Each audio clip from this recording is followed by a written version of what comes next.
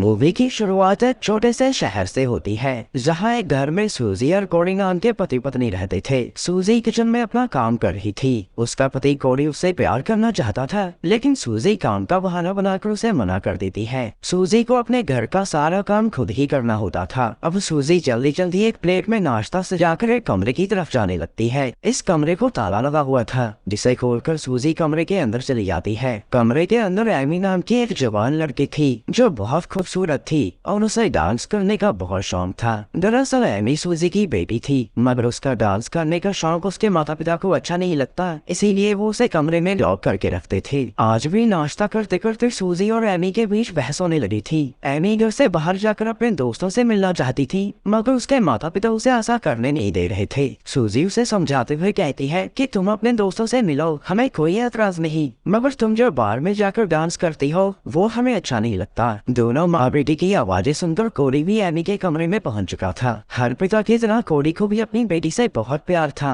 और वो उसे प्यार से समझाने लगता है कि तुम्हें बार में डांस करने का शौक छोड़ना चाहिए। जब एमी उन दोनों की कोई बात नहीं सुनती तो उसकी माँ सूजी नाराज होकर वहाँ से चली जाती है। सूजी के जाने के बाद कोरी भी कमरे को ताला मारकर वहाँ से चला गया था। कुछ ही देर बाद जब सूजी अपने काम पर जाने के लिए जा रही थी, तभी उसके सामने एक आदमी आता है और कहता है कि मैं आपकी बेटी से बहुत प्यार करता हूँ। मगर सूजी गुस्से में आकर उसके फूल फेंककर उसे अपनी बेटी से दूर रहने की सलाह देती है। आज सूजी का मूड बहुत खराब था, जिसके कारण वो कोरी को छोड़कर अकेले ही काम पर चली जाती है। अब जरा इस छोटे से शहर के बारे में कुछ जान लेते हैं। यह शहर दो ग्रुप्स में बटा हुआ था। एक ग्रुप का नाम परमिंट था। इस ग्रुप में शहर के वो लोग शामिल थे जो अपने जिस्म की प्यास बुझाने के लिए कुछ भी कर सकते थे। सूजी की बेटी एमी और उसका लवर इसी ग्रुप का हिस्सा थे। दूसरे ग्रुप का नाम न्यूट्रस था और इस ग्रुप में शहर के वो लोग शामिल थे जो जिस्म की प्यास की जगह मन की शांति को पहल देते थे। एमी के माता पिता सूजी और कोरी इस ग्रुप का हिस्सा थे। इसी दौरान काम पर जा रही सूजी की गाड़ी खराब हो जाती है। उसकी गाड़ी बीच रास्ते में ही रुक गई थी, जिस कारण रास्ते में जाम लग जाता है। अब लोगों की गाड़ियां सुनकर सूजी जल्दी जल्दी गाड़ी से बाहर आकर उन्हें समझाने लगती है, मगर लोग उसका और उसकी गाड़ी का मजाक उड़ाने लगते हैं। इसी बीच सूजी के पास से टो ट्रक गुजरता है और उसमें रखे सामान से सूजी के सिर पर चोट लगती है। चोट लगने के कारण सूजी बेहोश हो गई थी। अब जैसे ही सूजी को होश आता है तो टो ट्रक वाला आदमी सूजी के पास आकर उससे माफी मांगने लगता है। इस आदमी का नाम रॉनी था। वो जैसे ही सूजी को उठाकर उसकी गाड़ी में बिठाने लगता है तो सूजी उससे कहने लगती है कि मेरे तन बदन में एक अजीब सी आग लग रही है। उसकी बात सुनकर रॉनी उसे बताता है कि चोट लगने से तुम्हारी जिस्मानी प्यास टूट चुकी है। रॉनी की बात सूजी को अजीब लगी थी। इसके बाद रॉनी सूजी को अपना कार्ड देकर कहता है, तुम्हें जब भी जरूरत हो तो तुम मेरे पास चली आना। अब रॉनी और उसकी सिस्टर मॉली सूजी की गाड़ी ठीक कर वहाँ से चले जाते हैं। सूजी के सिर पर चोट लगने के कारण सच में उसकी जिस्मानी प्यास जाग चुकी थी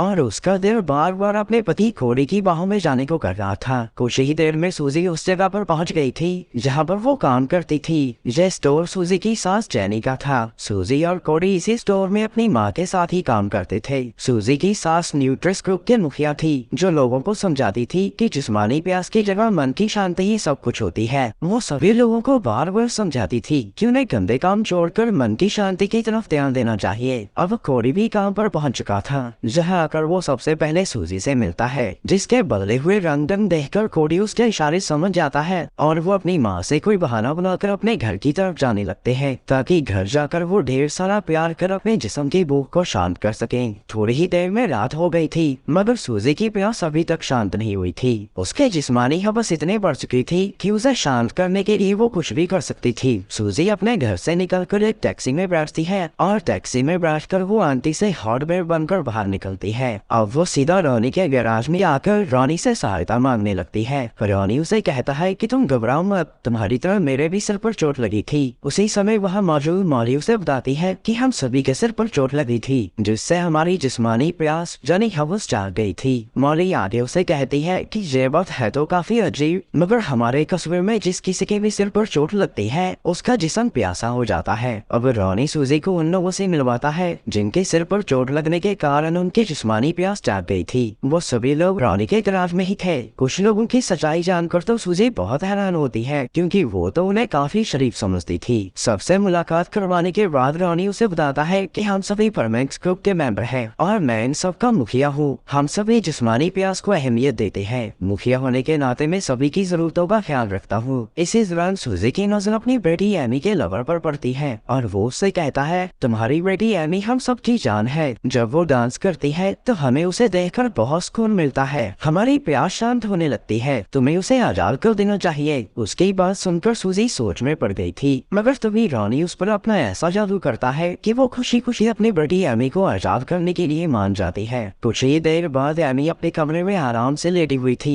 और तभी उसके पास उसकी माँ सूजी आकर कहती है, अब से मैं तुम्हें आजाद करती हूँ मेरी बेटी, मुझे माफ कर दो, मैं तुम्हारे मन की बात को समझ नहीं पाई। अपनी आजादी की बात सुनकर पहले तो एमी खूब डांस करती है और फिर वो दोनों एक दूसरे को बताने लगती है कि कैसे उनके सिर पर चोट लगी थी। अब दोनों माँ बेटी बहुत खुश थी, दोनों पूरे मजे साथ साथ लूटने का फैसला करती है। कुछ ही देर में सूजी एमी को लेकर बार में आ गई थी, जहाँ एमी अपने दोस्तों को और उसके दोस्त उसे देखकर बहुत खुश हो गए थे। अब एमी सबके सामने डांस कर रही थी और मस्ती मस्ती में अपने कपड़े भी उतार कर फेंक देती है। तभी जेनी वहाँ आ जाती है क्योंकि उसने सूजी और एमी दोनों को बार में आते हुए देख लिया था। एमी को इस तरह बिना कपड़ों के डांस करते देखकर वो बहुत दुखी हो गई थी, जिसके बाद वो जल्दी जल्दी एमी के पास जाकर उस पर एक जाल फेंक देती है। उसी समय बार में कुछ लोग झगड़ा करने लगते हैं और झगड़ा करते करते वो एक दूसरे पर बॉटल फेंक कर मार रहे थे, जिनमें से एक बॉटल सूजी के सिर पर आकर लगी थी। फिर से सिर पर चोट लगने के कारण सूजी नॉर्मल हो गई थी। वो जिस्मानी प्यास को छोड़कर फिर से मन की शांति को मानने लगी थी। अगले दिन कोडी की माँ जेनी ने एक डॉक्टर को अपने घर बुलाया था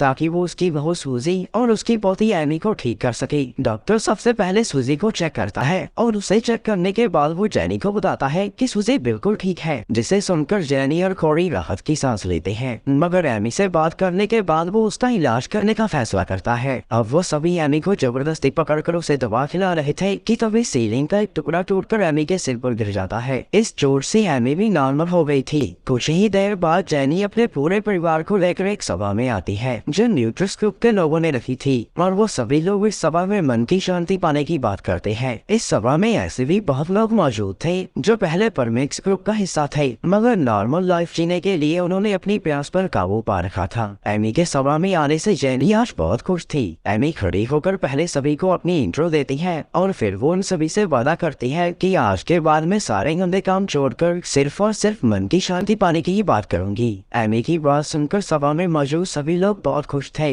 उसे पल एमी के पुराने दोस्त चोरी चोरी इस सभा में घुस जाते हैं और अपनी दोस्त एमी का बदला हुआ रूप और उसकी अजीब बातें सुनकर बहुत हैरान होते हैं। अब वो जल्दी जल्दी जाकर ये खबर रॉनी को सुनाते हैं, जिसके बाद वो न्यूट्रिस ग्रुप की सभा में आकर वहाँ बैठे लोगों पर अपना जादू करना शुरू कर देता है। रॉनी के ऐसा करने से उनकी जिस्मानी प्यास फिर से जागने लगी थी। कुछ ही देर में रॉनी ने पूरी सभा में गन मचा दिया था, जिसकी वजह से सभी लोग एमी को नोचने की कोशिश करने लगते हैं क्योंकि वो उसे पकड़कर अपनी प्यास को शांत करना चाहते थे। आखिर में कोडी अपने परिवार को बचाकर किसी तरह बाहर निकलने लगता है और तभी सूजी के सिर पर फिर से चोट लगती है, जिसकी वजह से उसकी जिस्मानी प्यास फिर से जाग गई थी। अब कोडी सूजी का बदला हुआ रूप देखकर उसे वहीं छोड़कर भाग जाता है। कुछ ही देर बाद जेनी अपने बेटे और पोती के साथ अपने स्टोर में आती है, जहाँ न्यूट्रस ग्रुप के लोग पहले ही उनका इंतजार कर रहे थे। अब वो जल्दी जल्दी स्टोर में आकर अपने साथियों से कहती है कि आज परमिक्स ग्रुप के लोगों ने हमारी सभा पूरी तरह से तहस नहस कर डाली। अब वो पूरे शहर को गंदा करना शुरू करेंगे, मगर हम सभी को मिलकर उनका मुकाबला करना होगा ताकि हम हमारे शहर को बदनाम होने से बचा सकें। जेनी की बात सभी लोगों को सही लग रही थी क्योंकि परमिक्स ग्रुप के लोगों ने पूरे शहर में गंदगी मचानी शुरू भी कर दी थी। इसी बीच जेनी के पुराने दोस्त उसके पास आकर कहते हैं तुम्हें हमारे ग्रुप में वापस आना होगा एमी, लेकिन एमी उनकी कोई बात नहीं मानती। एमी के मना करने पर उसके दोस्त गुस्से में आकर स्टोर में तोड़फोड़ करनी शुरू कर देते हैं और इसी तोड़फोड़ में एमी के सिर पर फिर से चोट लगती है, जिसके बाद वो फिर से बदल गई थी। अब एमी स्टोर के बाहर आकर डांस करने लगी थी और उसका बदला हुआ रूप देखकर जेनी और कोडी बहुत दुखी होते हैं। असल बात तो ये थी कि इस समय जेनी और कोडी को छोड़कर पूरा शहर परमिक्स में बदल गया था। आखिर में जेनी को रॉनी बदल देता है और कोडी के सिर पर चोट लगती है। अब इस पूरे शहर में सिर्फ एक ही ग्रुप के लोग थे जिसका नाम था परमिक्स। सबकी जिस्मानी प्यास जगाने के बाद रॉनी उन सभी को बताता है कि मेरा एक सपना था कि पूरे शहर के लोग परमिक्स बन जाएं। आज रॉनी ने अपना सपना पूरा कर लिया था, मगर अपना सपना पूरा होने के बाद उसने सभी लोगों को नॉर्मल भी कर दिया था। और इसी के साथ इस कहानी का यही अंत हो जाता है।